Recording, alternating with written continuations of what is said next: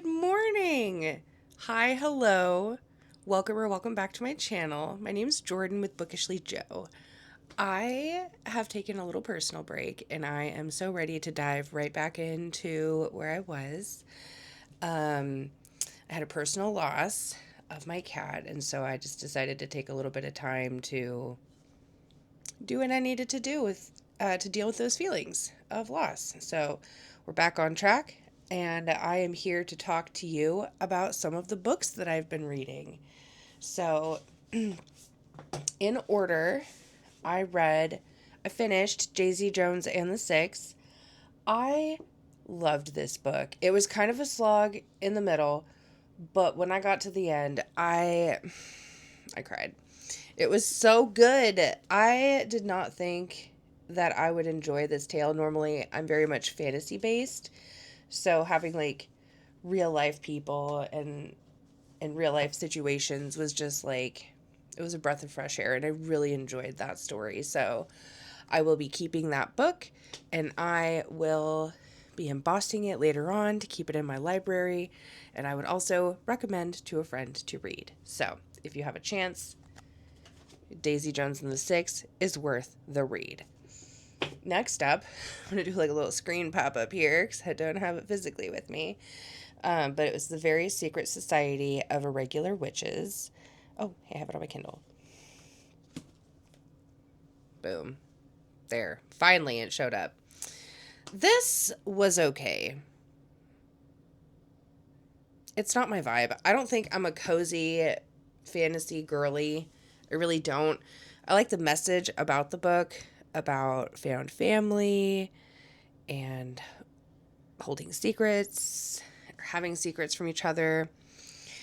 I would recommend to a friend, but I would say read it through Libby or the library, because it's just kind of like it's just a read that that I personally will read once and never pick it up again. So I'm very glad that I got that from Libby, so I can just return it, be done with it. And yeah, it was cute. It was boring. And I saw the end coming. So there's that. Next up, because I just needed to feel alive again, after that really boring book, I read What Moves the Dead. And first of all, I love the covers of this book. I think T. Kingfisher's horror books, God, I can't talk. It reminds me of House with Good Bones. I really love the covers because the animal, like everything has a meaning in it. So like you get more meaning behind the cover the more you read. So I really enjoyed this tale. It was kind of a spin-off of Fall of the House of the Ushers by Edgar Allan Poe.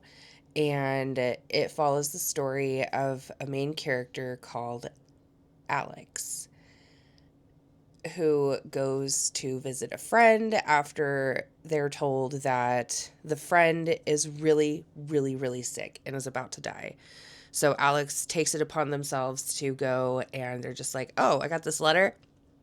Obviously, I'm going to go check out on my childhood friend, obviously. So Alex just goes to the House of Usher and figures out that Madeline, his dear childhood friend, is in fact very sick. And we figure out what happens. And I did not see the end coming. I genuinely didn't. I really enjoyed this book. One of the things that I did have a hard time with was just envisioning the main character. What Kingfisher did in this book is Alex is non-binary. From what I could piece together, they are a female with female chromosomes, but they present as like a they them, which in this book is Alex. It's complicated because Alex is like a military, like a soldier, like a very particular type of soldier. And when you become this type of soldier, you shed your pronouns. So instead of she, he, whatever, they take on the pronouns of ka, con. which took me a minute to that took me a minute. I don't know why. But so they have the pronouns of Ka Khan, and because they're a soldier. So they T. Kingfisher really didn't describe Alex, and I'm sure that was intentional. But I just had a really hard time envisioning this person named Alex running around doing all these things. And that part was just kind of like annoying for me personally, because it was just basically like this giant gray blob labeled Alex, because there was very minimal descriptions. They were I guess like a rotund person that has a uniform of a military variety. So in my head the entire time I'm just like, all right, Alex the Blob, like, let's go. I don't know how to describe you because it's not very well written out. Like, there's no hair descriptions, very basic body description. Alex is more described by Alex's personality, which is how I guess like everyone can be described as, but it was interesting. I liked it. I loved this book. I was very grossed out. One of the words that comes in to mind whenever I think of this book is viscera. That's a fun little word. Don't look it up. But that word is used quite a lot in this book. So, yeah, I really enjoyed that. It was only like 150 pages, and I truly enjoyed the tale. I got grossed out. I felt like I was just definitely in a horror mood, and it satiated it very quickly, very quickly. Next up, my hold for the Apothecary Diaries came through, so I am reading Volume 1 of the Apothecary Diaries. I'm really enjoying this tale. One thing that I'm kind of like, I feel really bad for Mau Mau. Like, this girl is just, she's fighting for her life. You know, there's very little that she has control over. She doesn't even have autonomy over her own life. She's stolen away and sold into servitude. And things just kind of happen to her, and she's very go with the flow, which I really appreciate. And I love that she has a certain disdain for a certain main male character.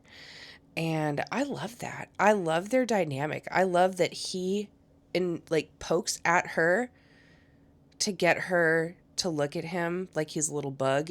It cracks me up. It cracks me up how he just intentionally tries to just needle at her. So that's a fun time. I'm 91% of the way through that volume, and I have volume 2 already lined up on Libby, so I'll be diving right on into that afterwards. So Apothecary Diaries, I will be buying. I will be buying the Apothecary Diaries. I really like the art style. I like the storytelling.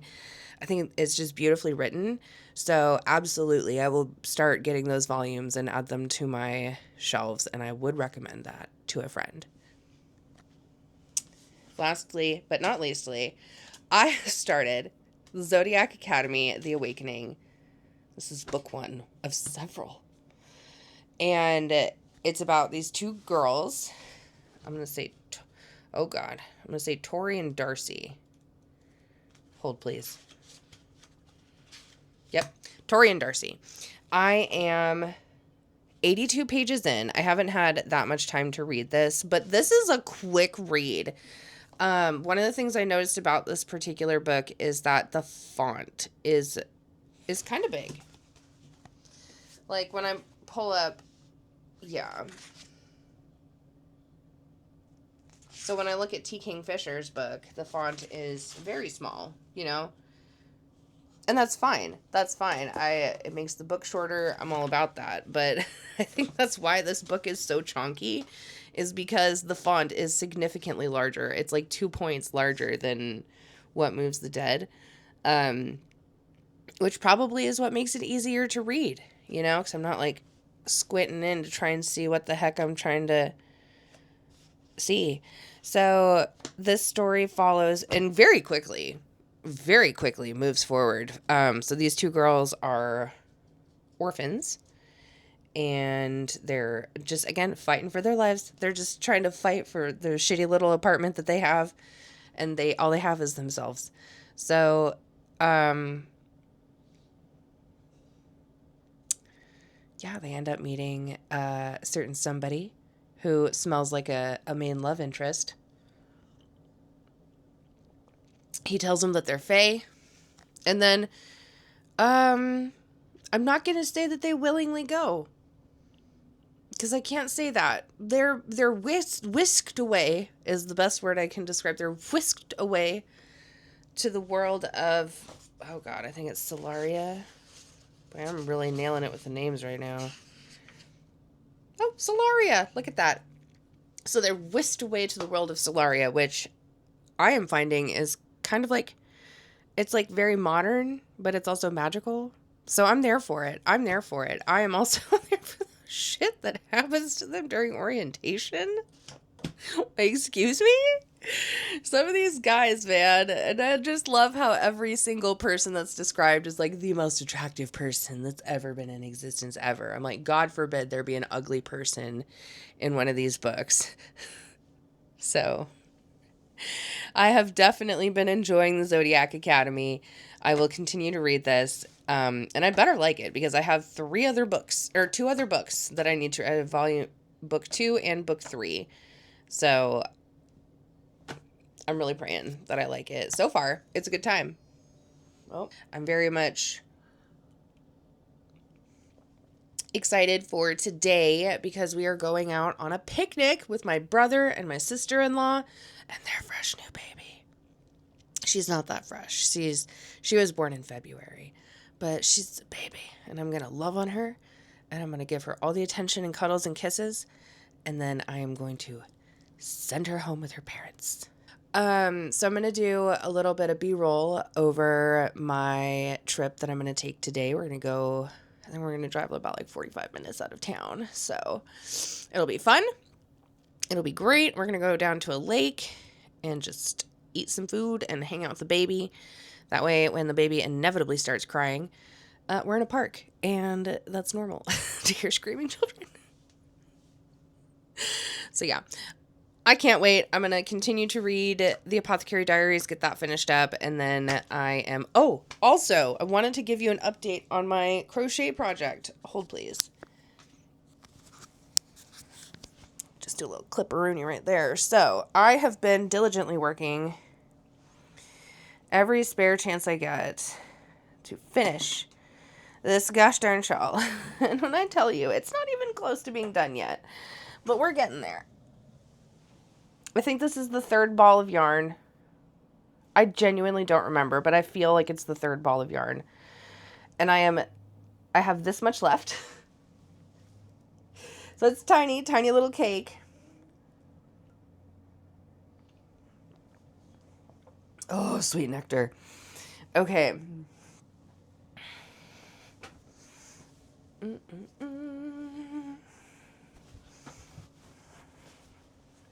Let me see if I can.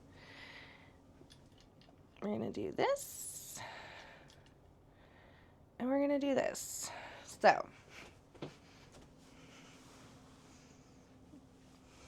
This is where we're at so far. I love it. I love it. Like, normally people would be like, Jordan, it's done. Absolutely. The fuck, it's not. So it's going to be, I just want it to be like super long, super dramatic.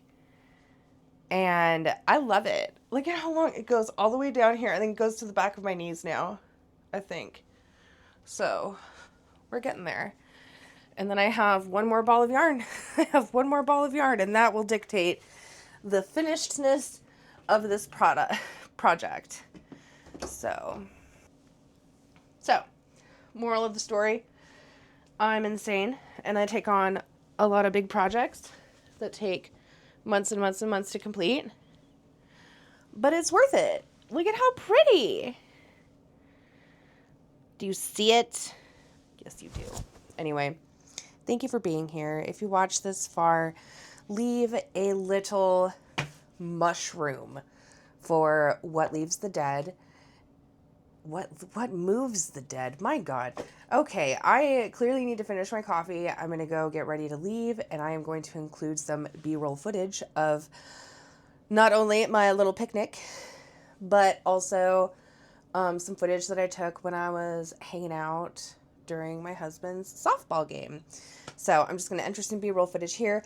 Thank you so very much for watching me rant. I really hope that you enjoyed this video and got some good book recommendations. And not me realizing that I didn't even talk about what the Very Secret Society of Irregular Witches was.